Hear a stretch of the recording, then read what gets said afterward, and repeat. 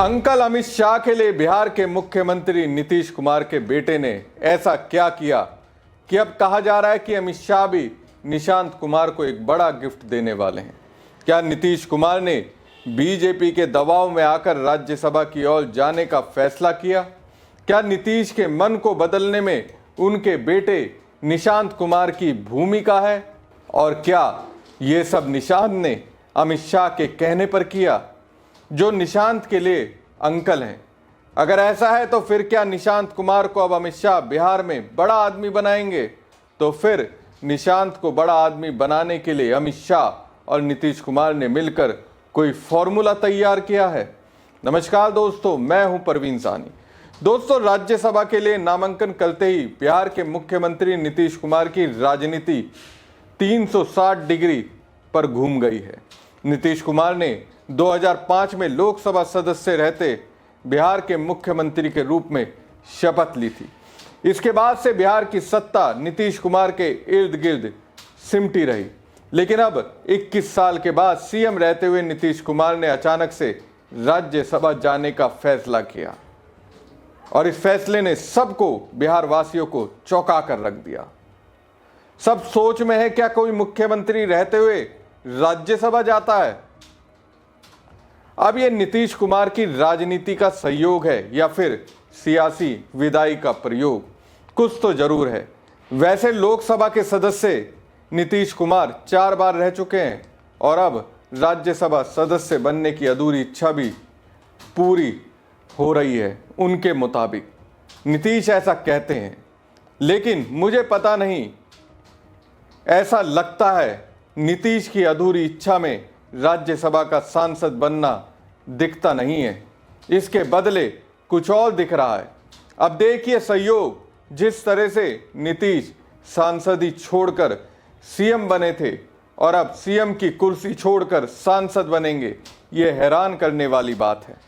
जिस सीएम की कुर्सी के लिए नीतीश ने ना जाने कितनी चालें चली, कितनी पलटी मारी, उसी कुर्सी को अचानक से अपनी अधूरी ख्वाहिश की पूर्ति का नाम देकर छोड़ दिया।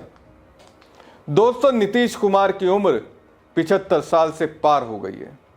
उन्हें अपनी राजनीति से जो अचीव करना था वो कर लिया है। बस एक इच्छा पूरी नहीं हुई है। वो इच्छा है अपने बेटे निशांत कुमार के राजनीतिक कैरियर को स्थापित करना। कहा जा रहा है निशांत कुमार ने ही अपने पिता नीतीश कुमार को राज्यसभा सांसद बनने के लिए प्रेरित किया। इसके लिए काफी प्रयास किया और उन्हीं कोशिशों का परिणाम है कि नीतीश दिल्ली जाने को तैयार हुए।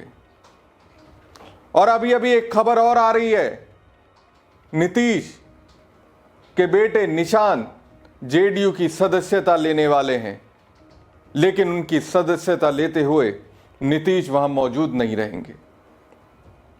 अब सवाल यह है कि निशांत कुमार ने यह सब किसके कहने पर किया होगा? जाहिर सी बात है, अमित शाह की टीम की ओर से उन्हें कहा गया होगा, या फिर अमित शाह ने खुद उन्हें फोन कर समझाया होगा कि पिताजी को समझाओ। सवाल है, पिता से ज्यादा निशांत आखिर अंकल को क्यों तवज्जो देने लगे? जवाब यही है, नीतीश कुमार की सेहत अब पहले की तरह नहीं है। एक बेटा होने के नाते निशांत शायद चाहते हुए पिता की राजनीति का दायरा थोड़ा कम हो, ज्यादा उन्हें मेहनत नहीं करनी पड़े और राज्यसभा का सांसद बनना यह नीतीश के लिए ठीक होगा। लेकिन फिर सवाल यह है कि नीतीश क्या इसी बेस पर तैयार हुए होंगे या फिर अपने बेटे के सामने उन्होंने शर्त रखी होगी? तो शर्त क्या हो सकती है? शर्त यही हो सकती है निशांत कुमार सक्रिय राजनीति में एंट्री करें। निशांत कुमार के बारे में ये बातें सियासी गलियारों में अक्सर तैरती रही हैं कि उनका राजनीति में इंटरेस्ट नहीं रहा। काफ़ी प्रयास निशांत को राजनीति की दुनिया में लाने का नीतीश के वफादारों ने किया, लेकिन उसमें वो फेल हुए।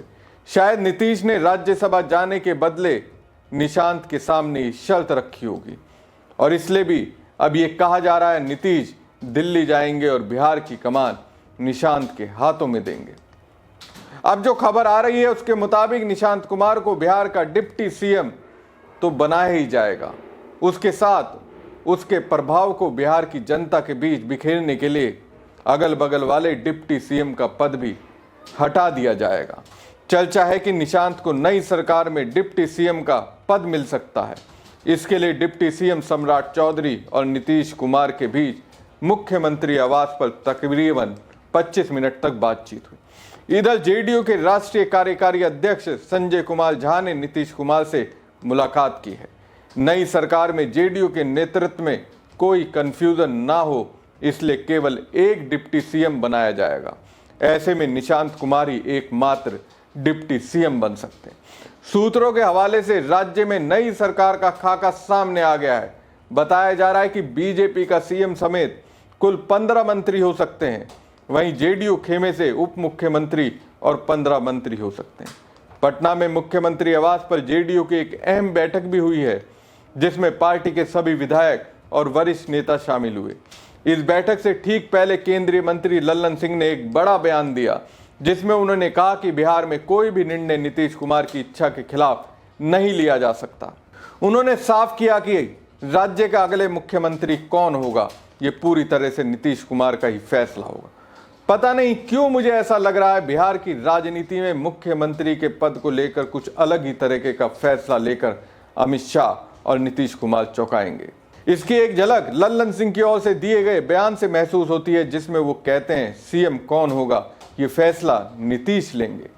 ऐसे में सवाल मेरे जहन में आया, क्या डिप्टी सीएम की जगह निशांत कुमार मुख्यमंत्री बनने वाले हैं? राजनीति है, यहाँ कुछ भी हो सकता है। वैसे सियासी गलियारों में इस बात की चर्चा है, बीजेपी और जेडीयू के बीच मुख्यमंत्री पद को लेकर एक फॉर्मूला बनाया गया है। इस फॉर्मूले के तहत 2.5 साल जेडीयू कोटे से मुख्यमंत्री होगा, जिसमें से 4 महीने तो नीतीश कुमार मुख्यमंत्री रह ही चुके हैं और 2.5 साल बीजेपी के कोटे से मुख्यमंत्री होगा। अगर नीतीश के जाने के बाद बीजेपी के कोटे से मुख्यमंत्री होगा तो फिर ये भी चर्चा है गृह विभाग जेडीयू के पास रहेगा। ऐसी तमाम तरह की चर्चा हो रही है। वैसे कुछ दिनों के बाद ये तस्वीर साफ होगी, निशांत कुमार क्या वास्तव में डिप्टी सीएम बनेंगे या फिर जो कुछ भी सियासी गलियारे में सामने है वो महज अटकलें थी। वैसे भी एक माह से ही मुख्यमंत्री आवास में एक खबर उड़ने लगी थी कि साहेब जाने वाले हैं। दोस्तों, कुछ कारण है जिस वजह से नीतीश को राज्यसभा जाने का फैसला लेना पड़ा। पहली बात यह है कि राज्यसभा की वैकेंसी लगभग हर 2 साल पर आती है, तो अगर इस वाली वैकेंसी में नीतीश कुमार नामांकन नहीं भरते तो उन्हें 2 और साल का इंतजार करना पड़ता। दूसरी बात यह है कि उनकी सेहत जवाब दे रही थी, वो फैसले लेने में उतने सक्षम नहीं रहे जितना कि पहले हुआ करते थे। तीसरी ये कि उनके उत्तराधिकारी की रेस में पार्टी के नेशनल सेक्रेटरी और पूर्व ब्यूरोक्रेट मनीष वर्मा का नाम सामने आने लगा था, जिससे नीतीश कुमार के लिए थोड़ी असहज स्थिति पैदा हो गई थी।